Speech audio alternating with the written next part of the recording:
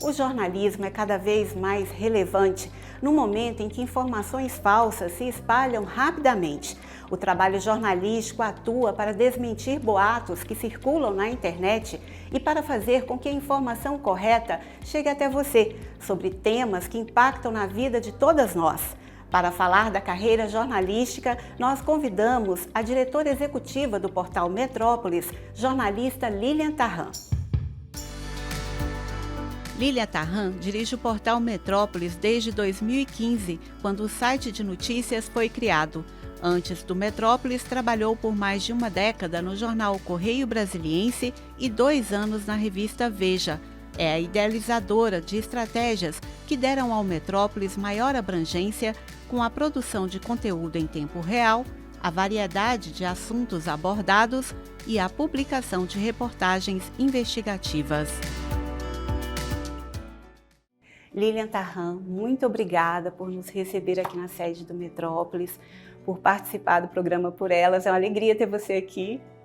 Elisa, é uma alegria para mim, uma honra enorme. Nós que fomos, eu fui sua aluna na faculdade, né? E hoje somos colegas, então eu tenho muita alegria de poder estar aqui batendo esse papo com vocês. Muito obrigada pelo convite. Lilian, você tem uma carreira muito exitosa no jornalismo e você começou a trabalhar muito cedo, com apenas 17 anos. Conta um pouco dessa trajetória pra gente. Então, Elisa, eu acho que eu sempre busquei, de uma maneira até inconsciente, né? Porque com 17 anos a gente não sabe exatamente o que a gente espera do futuro, mas eu sempre busquei a minha independência. Então, com 17 anos, eu estava terminando o meu ensino médio e prestes a prestar o vestibular e tudo, que foi um período muito agitado. Eu acho que eu sou uma pessoa ansiosa e considero que foi o período de maior ansiedade da minha vida. Então, eu estava prestes a fazer a prova do vestibular e comecei a dar aulas particulares, porque eu passava muito tempo na biblioteca estudando. Então, eu me lembro de uma das coordenadoras da biblioteca, ela disse: escuta, você não pode ensinar aqui, você entende de matemática, entende de física? Não, eu estudo. Será que você pode ajudar meu filho? E aí, nessa de ajudar o filho, eu comecei a dar aula particular, acabei tendo dezenas de alunos, o que me ajudou bastante também. A gente, quando se propõe a ajudar alguém a aprender, a gente acaba aprendendo muito também. Então, logo depois eu fiz vestibular e comecei a cursar jornalismo na UNB. Então, depois disso, na verdade, a partir dos 17 anos, eu só lembro da minha vida trabalhando intensamente. Então, foi isso. Ingressou muito cedo também no jornalismo. Sim, eu com 18 anos, então, eu começo a cursar jornalismo e no terceiro semestre era um pouco inusitado, porque em geral os estágios eles começam, pelo menos assim, aquele estágio em veículo de comunicação, em geral você começa a fazer a partir do quinto, sexto, já no finalzinho do curso de jornalismo, mas eu tive uma oportunidade que eu agarrei com todas as forças que eu tive ali naquele momento, de começar a estagiar no terceiro semestre da faculdade.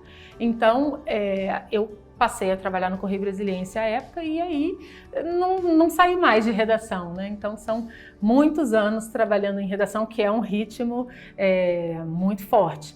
Muitos profissionais da nossa área de comunicação, eles passam um tempo em redação, depois fica um pouco cansativo, vão para assessoria de imprensa, gestão de crise.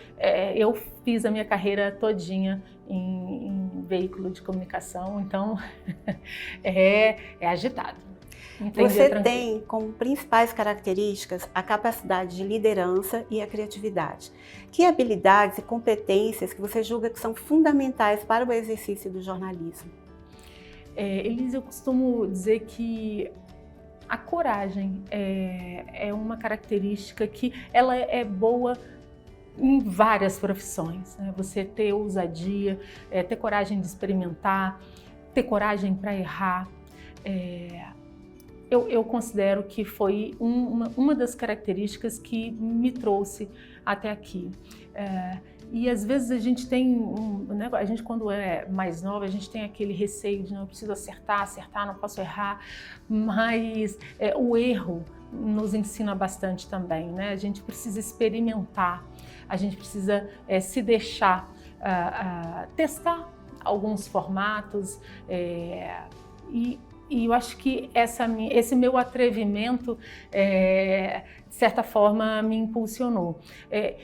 Especificamente para o jornalista, eu acho que coragem anda muito próximo da cara de pau. Assim, a gente precisa ter cara de pau, né? Porque o que é o bom repórter? O bom repórter é aquele repórter que tem a coragem, aí, se quiser, a cara de pau, de abordar as autoridades, de perguntar o que precisa ser perguntado, a gente não faz, não necessariamente as perguntas mais delicadas, mais confortáveis. Então, muitas vezes, o nosso interlocutor, a pessoa que está sendo entrevistada, que está sendo abordada, essa pessoa, ela reage de uma maneira que pode não ser uma maneira cordata, gentil, e a gente tem que ter a cara de pau, a coragem de manter, de ser firme, de insistir na pergunta, de ir atrás das respostas. Então, os meus excelentes repórteres, eu tenho excelentes repórteres com características diferentes, mas aqueles que conseguem um retorno mais interessante são justamente os repórteres que têm a cara de pau, de ficar ali, de perguntar e não ter essa história de não, fiquei sem graça, fiquei com vergonha porque a pessoa não quis me responder e tudo. Então, eu procuro incentivar muito essa característica né, acho que é atrevimento, cara de pau, coragem, tudo anda mais ou menos lado a lado. Lilian, e é mais difícil para as mulheres? A carreira, ela tem muitas mulheres nos seus quadros, mas ainda há diferenças salariais e outras formas de desigualdade. Você já se sentiu prejudicada? Então, Elis, eu acho que no começo da carreira eu tive a oportunidade de ingressar ali numa área que é uma área mais afeita. Tem muitos homens naquela época, quando eu comecei, mais ainda do que hoje, que é a cobertura de política. Então eu me lembro em determinados momentos, numa equipe de mais de 20 pessoas da equipe da editoria de política, eu ser a única mulher, uma mulher nova na época. Então, em alguns momentos, sim, eu senti ali uma diferença, né, aquelas brincadeiras inconvenientes e acho que eu tive, de certa forma, ali de ter muita persistência, resiliência mesmo para poder entender o meu papel e saber que eu era maior do que a questão de gênero e permaneci firme no meu propósito de ser uma jornalista e de estar onde eu gostaria de estar. Então, depois, eu também sempre tive o pulso bem firme, então eu fui abrindo os caminhos da forma como eu tinha de fazer e tudo, mas é claro, em alguns momentos a gente sente a diferença, né? Eu me lembro de, certa vez, era o presidente da Câmara dos Deputados, era o Severino Cavalcante, ele foi dar uma entrevista, ele foi, eu não sei porquê, ele foi fazer uma agenda em Rio Verde e eu acompanhei, eu estava cobrindo pelo Correio, e quando termina a solenidade, os jornalistas correm ali para poder fazer, a gente chama de quebra-queixo, né? Quando você faz a entrevista com a autoridade que está saindo ou entrando de algum evento. E eu estava grávida de 5 ou 6 meses, não era muito aparente ainda.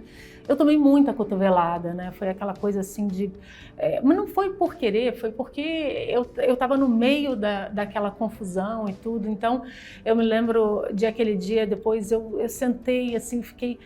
Meu Deus, como é que é isso, né? Assim, eu quero a igualdade, mas ao mesmo tempo quero ser a mãe, mulher, né? Eu quero ser mãe, eu quero que as pessoas entendam que tem uma...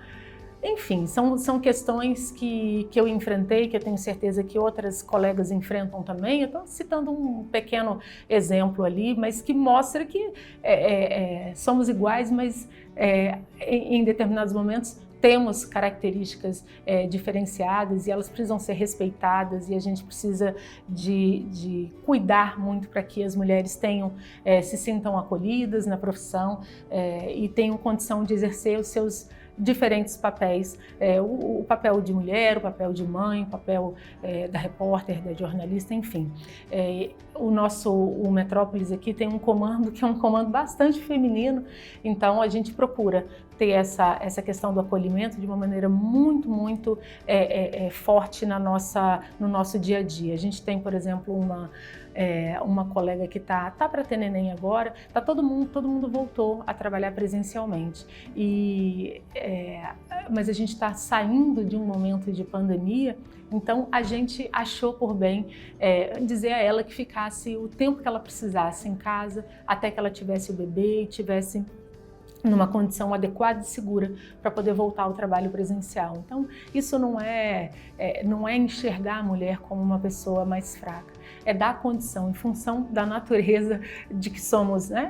Cada um tem as suas características, a mulher tem a questão da geração, então, de um filho, então, por que não dar as condições para que elas exerçam, e ela está trabalhando normalmente, só que está trabalhando de home office. Então, passar pela experiência nos torna também mais sensíveis, mais humanas e empáticos, com certeza. Lilian, eu gostaria de explorar agora essa questão do digital, né? Nós vivemos um momento de jornalismo digital em que as informações falsas circulam por aí, e nós temos também as pessoas comuns como produtoras de conteúdo viral. Qual é o papel do jornalismo nesse contexto? Elisa, eu acho que o papel do jornalista não muda. O papel do jornalista, ele foi e continua sendo checar a informação profissionalmente. A partir do advento dos dispositivos digitais, o que acontece é que todo mundo virou produtor de conteúdo. Então, cada um de nós que tem um telefone celular e que está eventualmente inscrito ou faz parte de uma rede social, então se a pessoa virar a câmera para o mundo, ela vai pegar alguma informação e ela pode publicar aquilo ali, e ela passa a ser, então, uma pessoa que está gerando um conteúdo. Qual é a diferença do leigo, dessa pessoa que produz o conteúdo e joga nas suas redes sociais, para o jornalista profissional? A gente tem obrigação de checar a informação.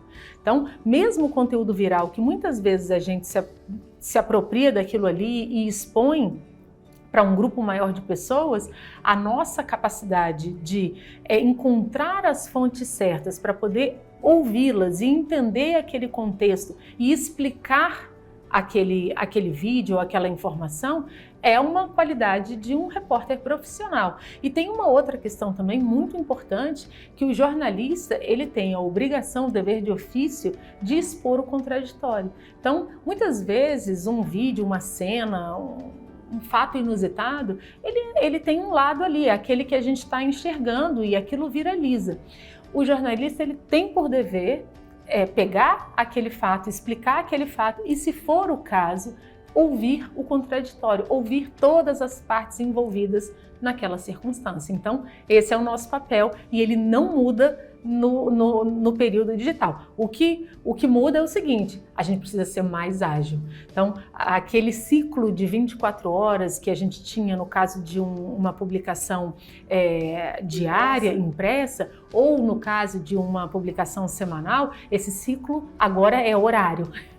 A cada momento a gente está publicando, a gente está conversando aqui, Elise, e tem um monte de jornalista produzindo já dezenas de matérias e publicando essas dezenas de matérias. Isso que eu ia te perguntar, qual o trabalho que o Metrópolis realiza para fazer a checagem do que é autêntico e ter segurança para publicar?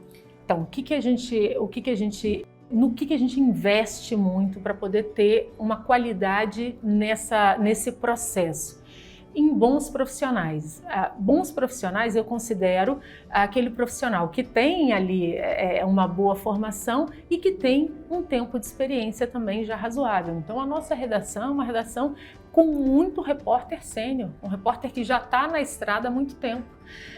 Claro que a gente tem espaço para o repórter novo, para o repórter que está chegando agora, mas mesmo esse repórter que está chegando agora, são os estagiários, os trainees, a gente acolhe esse profissional, esse estudante, na verdade, dentro de um programa de mentoria, onde eles passam 6 meses estudando e tendo a oportunidade, recebendo como estagiário dentro do Metrópolis, mas sem ter a obrigação de produzir. Pelo contrário, eles têm a obrigação de reforçar o estudo da faculdade. Mas eu tenho um investimento muito pesado em profissional mais, com um pouco mais de bagagem, porque é justamente o profissional que tem mais experiência, que tem as fontes, tem acesso às fontes, tem mais agilidade, sabe onde procurar as informações. Então, esse é o nosso...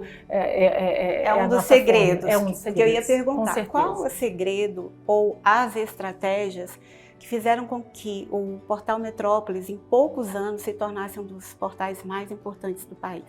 Elis, então, eu acho que isso tem a ver com aceitar o jornalismo dentro do contexto da modernidade.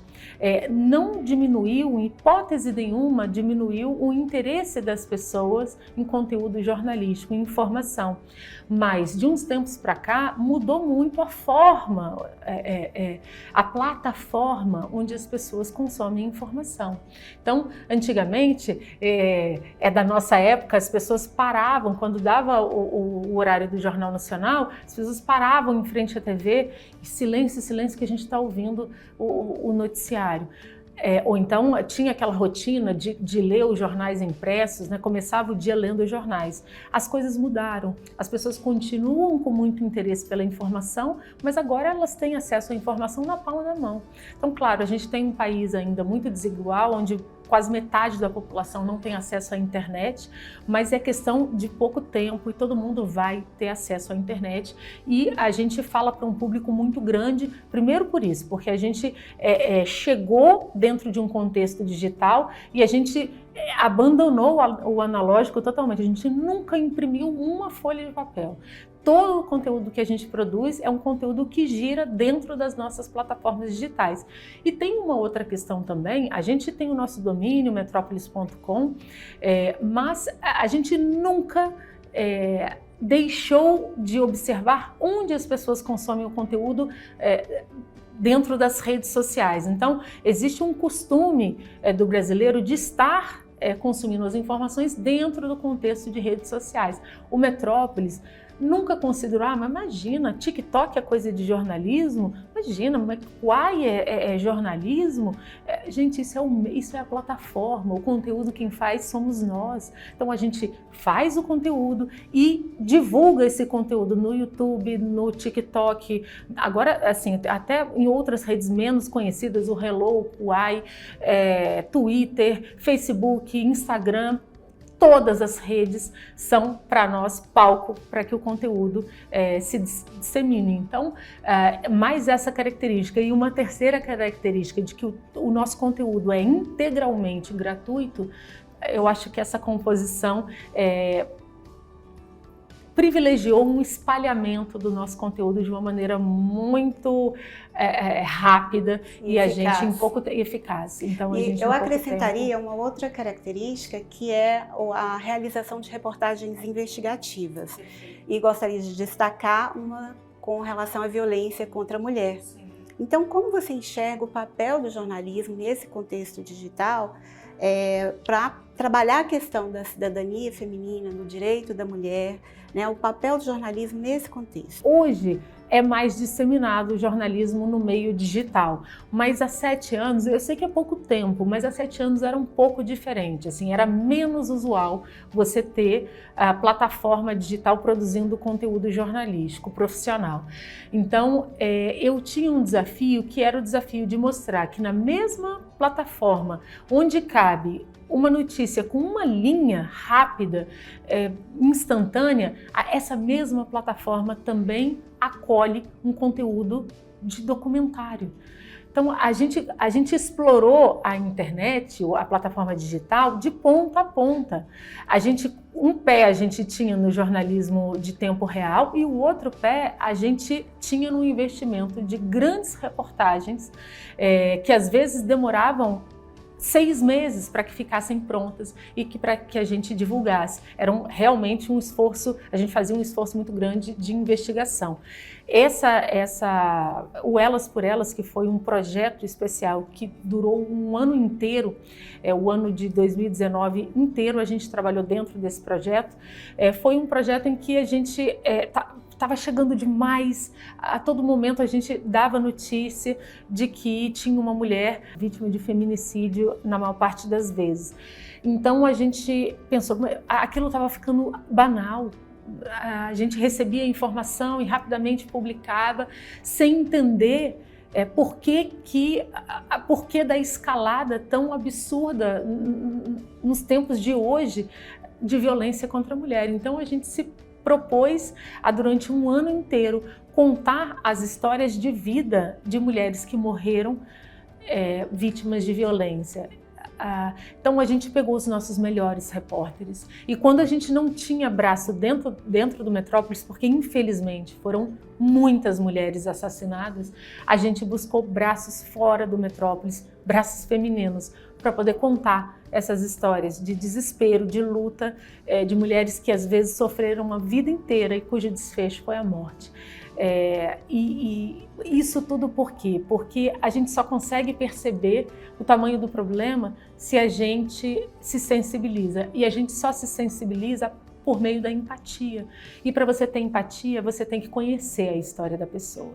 Então, a gente, com o mesmo rigor que a gente faria, eventualmente, uma investigação de uma celebridade, de uma autoridade, um personagem importante conhecido, a gente usou desse mesmo rigor para poder contar a história de mulheres, muitas vezes desconhecidas e que morreram muitas vezes pelas mãos de seus companheiros, às vezes de seus filhos, de seus maridos, enfim. São histórias muito tristes, mas que nos tornam mais sensíveis a um problema que é absolutamente contemporâneo. A gente já vai encerrar, mas eu não poderia deixar de perguntar, até por conta dessa sua fala. Existe uma metáfora que é a metáfora do Clark Kent, né? São super-homens os jornalistas, como se o jornalista fosse uma última instância que resolve os problemas da sociedade. Então eu te pergunto, são super-mulheres as jornalistas? Qual é o limite ético disso? Eu acho que super-homem ou super-mulher é todo mundo que tem o ímpeto de ajudar, que sai de casa com o propósito de facilitar a vida de alguém. O jornalismo, um dos pilares do jornalismo é a prestação de serviço. Então, todos os dias, quando a gente sai de casa e se propõe a facilitar para que uma informação importante, que pode mudar a vida de uma pessoa, que pode facilitar a vida de uma pessoa, chegue para essa pessoa, então eu considero que nós somos não digo especiais, nem super-mulher, nem super-homem, mas nós prestamos um papel muito importante.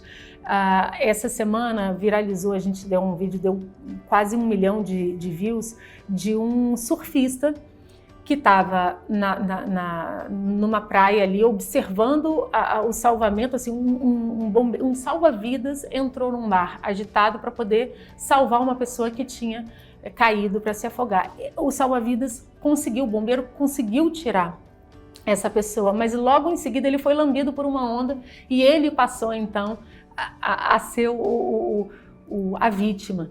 E o surfista, ele assim, é tão bonito que a gente viu ali, ele não pensa, ele se joga com a prancha e vai lá e resgata o herói. Então assim, é um herói salvando o outro herói. E eu acho que essa, de certa forma, é uma metáfora da nossa profissão, né?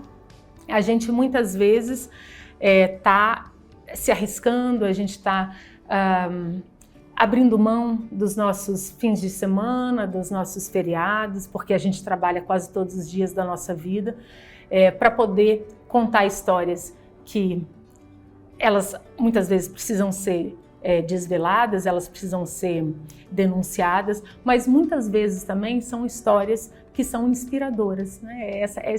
É com essa história que eu gostaria de me despedir. O jornalismo ele pode ser muito duro porque ele revela aquilo que as pessoas não gostariam que fosse revelado, mas ele pode ser muito leve também quando ele mostra a melhor parte do ser humano. E você é uma fonte de inspiração para todas nós na carreira. Muito obrigada. Muito obrigada por nos receber mais uma vez, viu, Lilian? Muito obrigada. Alegria conversar com você. A gente poderia ficar aqui ainda muito tempo. Muito obrigada. É um prazer enorme. Muito obrigada pela oportunidade.